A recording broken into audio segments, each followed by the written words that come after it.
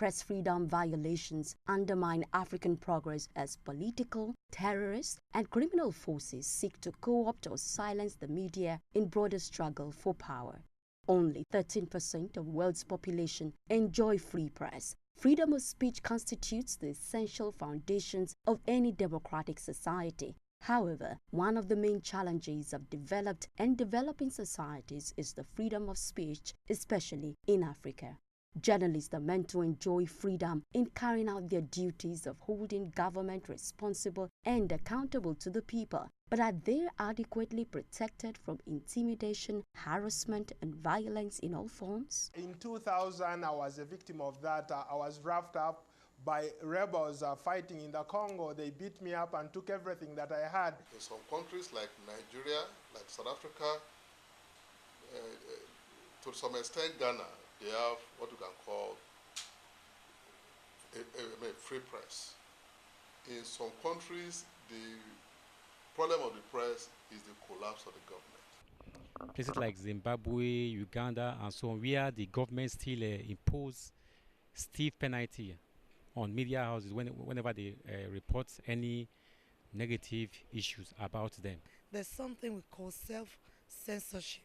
And secondly, the fears are there that if I do this, will I be castigated? Will I even get what I really want?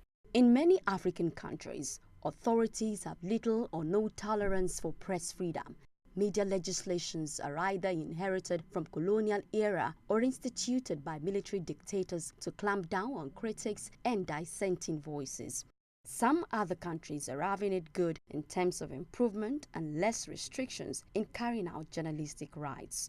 With the advent of the new media, the scope of freedom of expression has been widened, but depending on the country, some activities on social media can still be restricted. For every media organization, especially in the private sector, you find out that they're not being paid for months or they're being owed salaries, and the owners of these media organizations are so arrogant about it. So in essence, these people go out to do their jobs and they take what you call brown envelopes. If you want to balance it out, do you want to blame these people? That is not the ideal picture of a free press. Now you have so many people coming up to own press.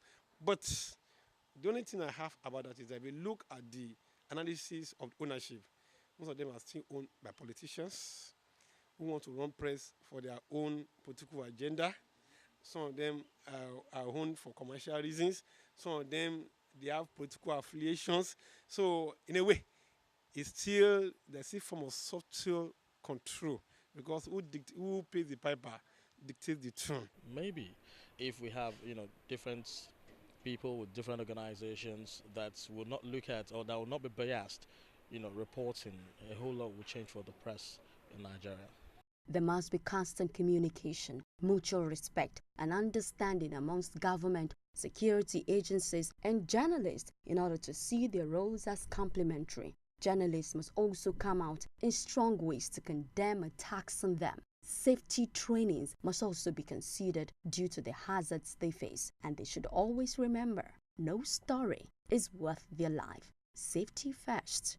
Adetola, LTV News.